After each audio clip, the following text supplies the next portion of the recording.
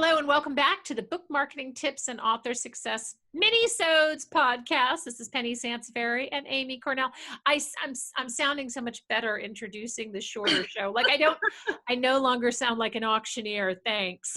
I know, isn't that funny? But no, the goal is to really keep these short but super useful, and there's so much we have to share with everybody that is, it would be asking a lot to make them listen to us ramble on about it for 20 or 30 minutes. I mean, we think we're very interesting. Let's just preface it by saying that.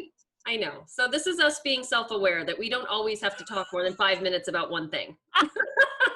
Amy, you had a really great idea to talk about newsletters. Do you want to run with it? Yes, thank you. And it was based off of another episode that we did, because we talked about, it was a Facebook when we were talking about we had a great write-in question asking, what type of Facebook presence should I have? And in that whole process, we were talking about how, you want to focus on quality over quantity. That came up a couple times in that episode. And newsletters are another area. And I realize some of you listening are thinking like, I have 20 people, I'm keeping them all, which is fine. I get it when you're still building.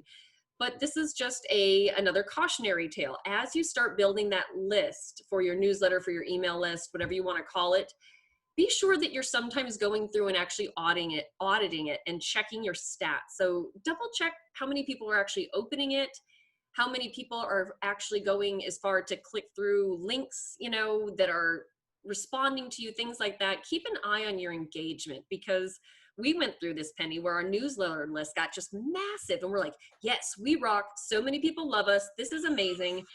But at the same time, we're like, but our stats aren't so great. Like, it was really sad. And then when we really started digging in, we realized that there were a lot of people sitting on our list that probably got on there because they wanted to take advantage of a promo, which is fine. We get it. We all do it. But it wasn't helping us easily gauge whether or not what we were doing with our newsletter was working, because we had all these people on the list that were not regularly opening our newsletter, clicking through to content, things like that. And so we really decided to clean it up. It was hard to do. It was kind of like, again, going back to that episode where we started fresh with our Facebook page. We kind of started fresh with our newsletter and really pared it down to the diehards who were regularly opening up our content and clicking through the links and reading what we had to say and writing us back on things, sending us questions. And it was amazing. Like, our stats were really good. I felt really good about what we were doing at that point. And so keep in mind, as you build your newsletter list, your email list, keep it clean, check your stats, remove people that have just been sitting on there a while that definitely are not super interested in all the stuff you have to say, because we don't need any of that in our life. And it's also a great way to sell yourself to other authors when you want to do collaborations. So having a really great open rate is way more important than saying, oh, I have 10,000 people on my list, because other savvy authors will say, well, what's your open rate? And if you sit there and go, oh, you want to know that too? Like, that doesn't look so good. So keeping your list smaller, but with really engaged recipients, is a way better way to sell yourself for other promotions that you can do as you build your brand and working with other authors. Yeah, that's very true. And I will say, just in closing, it was very hard to pare down that list.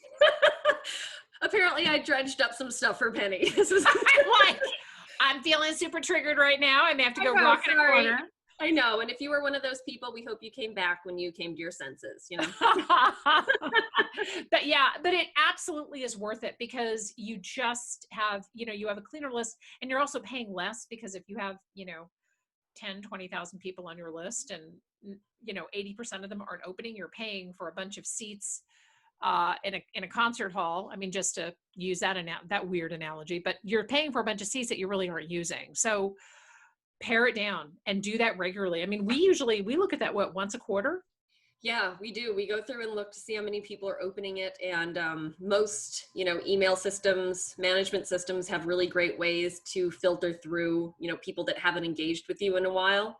Yeah. And that's usually what we do. Like, if somebody really hasn't engaged with us in, more than 6 months to a year, then it becomes, okay, that person really doesn't care what we're doing right now. Yeah. It's kind of like a really sly breakup. Right. It's not you, it's us. I know. So just as a final note, don't forget to open up our newsletters, because otherwise we will shamelessly kick you off. Yeah, apparently we are being very honest that we will cut you off later. So we will yeah, we will open it up every once in a while and humor us, okay? Right, exactly. Thank you all so much for tuning in. As usual, we love you listening. We love your ideas. Please feel free to send us an email. We will have the information in the show notes. And we also love a review. Thanks for tuning in. Bye-bye.